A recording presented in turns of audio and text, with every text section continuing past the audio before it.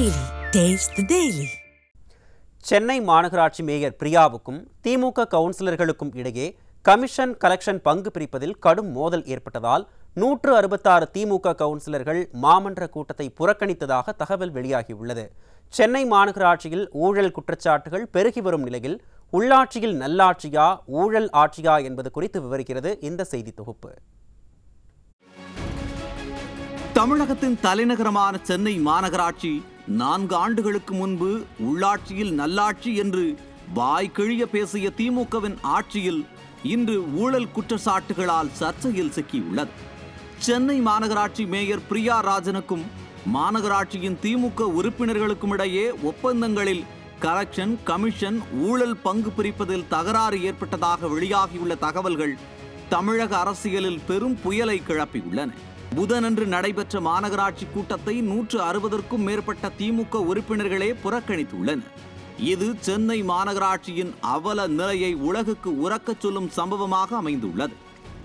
சென்னை மாநகராட்சியில் ஒப்பந்தங்கள் மற்றும் திட்டங்களில் ஊழல் நடைபெறுவதாகவும் அதில் பெறப்படும் கமிஷன் மற்றும் கலெக்ஷன் தொகையை பங்கு பிரிப்பதில் மேயர் பிரியா ராஜனுக்கும் திமுக மாமன்ற உறுப்பினர்களுக்கும் இடையே கடும் மோதல் ஏற்பட்டதாகவும் கூறப்படுகிறது.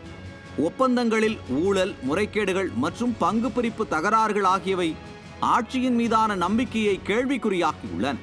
சென்னை மாநகராட்சியின் 2025-26 நிதியாண்டு பட்ஜெட் கூட்டத்தில் 5145 கோடி ரூபாய் மதிப்பிலான திட்டங்கள் அறிவிக்கப்பட்டன. ஆனால் இந்த திட்டங்களின் செயல்பாட்டில் வெளிப்படைத்தன்மை இல்லை என்று பொதுமக்கள் குற்றம் சாட்டி வருகின்றனர். 4 ஆண்டுகளுக்கு முன்பு திமுக ஆட்சிக்கு வந்தபோது உள்ளாட்சியில் நல்லாட்சி என்ற முழக்கத்தை முன்வைத்து மக்களுக்கு வெளிப்படையான ஊழலற்ற ஆட்சியை வழங்குவதாக உறுதியளித்தது. ஆனால் இன்று சென்னை மாநகராட்சியில் நிலவும் நிலைமை அந்த வாக்குறுதிகள் வெறும் வார்த்தைகளாகவே இருந்தனவா என்ற கேள்வியை எழுப்புகிறது. கடந்த அதிமுக ஆட்சியில் மக்கள் பிரச்சனைகளை பேசி வந்த மாமன்றம் தற்போது டாடிஸ் அண்ட் புகழை பாடும் மன்றமாக மாறியுள்ளது.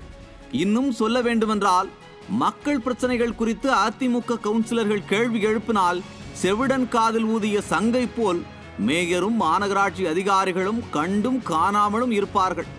மக்களின் வரிப்பணத்தில் ஊதியம் பெற்றுக்கொண்டு மக்களுக்காக சேவை செய்யாமல் டாடி சன்னுக்கே டப் கொடுக்கும் விதமாக மேயரும் திமுக கவுன்சிலர்களும் கலெக்ஷன் கமிஷன் மற்றும் ஒப்பந்தங்களில் மோசடி செய்வதை மக்கள் பார்த்து கொண்டிருக்கிறார்கள்.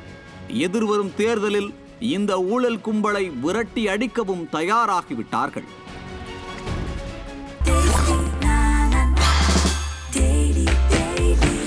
Taste the Daily.